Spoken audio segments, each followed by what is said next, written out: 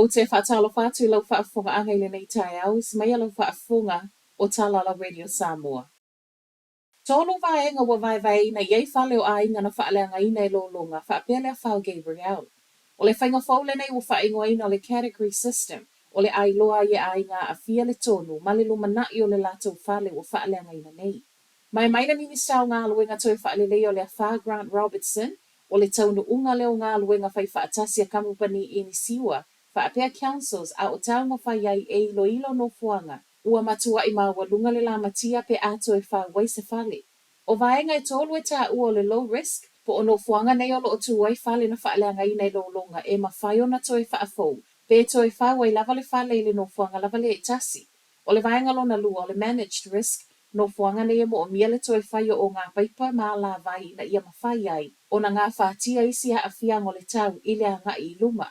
Ma le vaenga lo na tolu o le high risk, po no fuanga nei e le o toi saunga le mui se nofu, ma e le te tau na toi wha wai ni whale. Whai mai le malo o whale o lo i lalo le vaenga mua le o lo ave i le wha mua i na ia vave o na toi wha le leia, ma o iai a inga. O le vaenga lua ma le tolu e whai lava si umi, ma e iai tala noa ngai mo o mia o na whaia ma le community. Le fia le minista e le tuta i o au nanga Trainsy Wellington e ma ua wha atonu ai, le whai o se ilo i longa vave. O le wha le tono se tasi o mea whai ngā luenga e na o le pau fo i le tu tono New Zealand. O lo o wha au ngā mo au wala trains. E le ngata wa tau fia nisi o malanga Trainsy Wellington e. A o le o tu umai i lalo i le na o le fitu se fulu kilomita i le tu la le sawa e fia lua i le train. Na wala awai le minista o fe malanga inga Michael Wood le Kiwi Rail ana nafi mo se wha amala mlamanga i le mea o tupu. A o le a fo ise tu langa wo iai. Ma i saunoanga le minista e le o wha amalieina i le tali le Kiwi Rail. Whai mai ai ma le Kiwi Rail o lo tau mawhai i le mawhai. E to e vave wha afo i ai malanga trains i le mea masani le vai aso nei. Mai le minista o state-owned enterprises Duncan Webb, wa ia wha atunuina le whai o seilo i longa tūtu atasi. Whaasanga i le wha le tono trains ai mai se lava Wellington. Ona e le whetau i le whai tau piliona o tūpia le malo o lo sa saa to wha le iai whiwa i ngā trains a o le lava i le o tutusa le tali mai.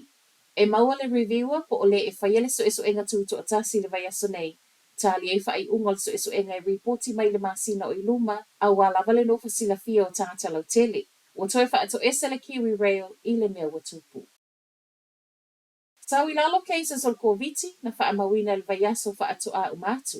Mai le aso ngafua le vai aso o tuana i atu sa ia o mai le aso sa tolu se fulu a perila. E se fulu tasi afe onos fulu tolu cases fo o COVID reportia i tutono o New Zealand.